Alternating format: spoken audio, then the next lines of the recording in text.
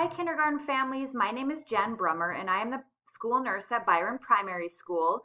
The kids refer to me as Nurse Jen. I just want to provide you with some information from the school health perspective, and so we will get started with some slides here. First of all, Byron Primary School is proud to offer school nurse coverage on all school days from 7:30 a.m. to 3 p.m. We have an entire website just designed with all of our health information, as well as any forms that you may need to access throughout the year regarding medication administration, health plans, things like that. And so the link can be found on this slide. In terms of the school nurse role, we provide first aid and emergency care to both students and staff. We administer medication. We manage health plans for students with health conditions, as well as monitor the immunization status of our entire student body. We perform surveillance of communicable diseases in conjunction with public health officials, as well as maintain health records, implement vision, hearing, and color vision health screenings, facilitate health education, and work with the entire school body to develop and implement school health policies. When your child is ill, please keep your child home if they are sick. If they come to school and end up not feeling well during the school day, some of the things that would cause us to give you a phone call to maybe have them come and pick them up would be if they have a fever of greater than 100 degrees, any vomiting or diarrhea, a new skin rash, symptoms of an eye infection with drainage and pain, or if the teacher just continually keeps reporting that the child is not feeling well and not participating in class, we will have you come and pick them up so they can rest and recover at home. Children may return to school when they are fever, vomiting, diarrhea free for 24 hours without the use of fever reducing medication. If your child has a chronic illness or any other dietary or medical condition, please let me know. I will work together with you to create a student health plan and or emergency care plan to keep him or her safe at school. If this was already mentioned on your child's online enrollment, I have that documented already, and so therefore you will be receiving paperwork over the summer to then bring with you to your child's before school conference. If you have not previously mentioned a student's health condition to me or on their online enrollment, please just send me an email and I will be sure that you get that paperwork prior to their before school conference.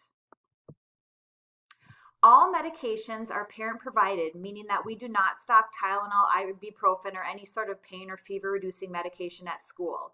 If your child does happen to need a prescription or over-the-counter medication during the school day, we would need to meet, fill out some authorization paperwork, and that medication would need to come to school in an unopened container.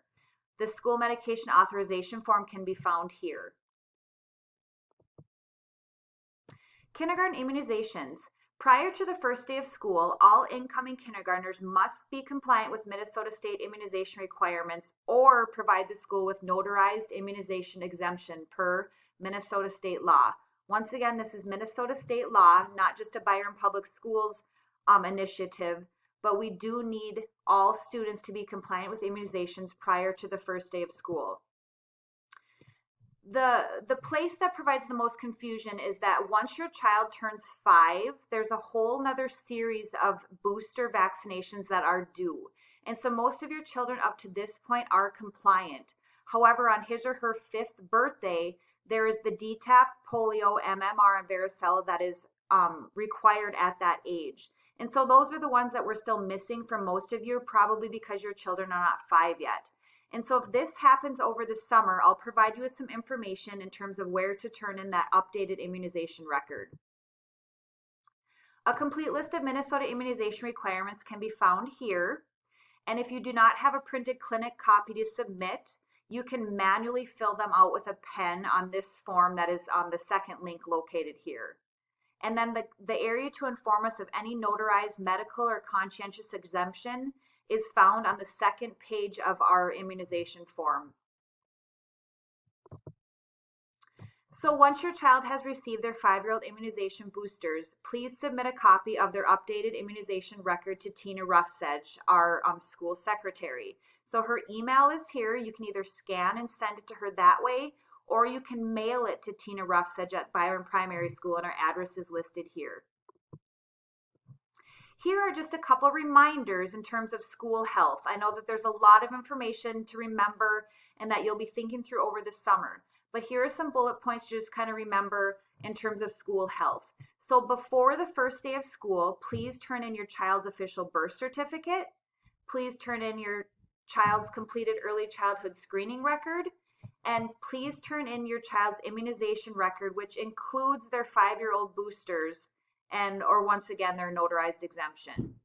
At your child's before school conference, meet with me, the school nurse, to discuss your child's medical and or dietary condition so that we can work together to formulate a school plan to help keep your child safe at school. Also, meet with me, the school nurse, to turn in any medication or other medical supplies that you'll need to keep in the health office during the school year. I am so excited to meet you and your kids next fall, or this fall, I should say. If you have any questions, please don't hesitate to email me at jennifer.brummer@byron.k12.mn.us. Thank you so much and have a great rest of your day.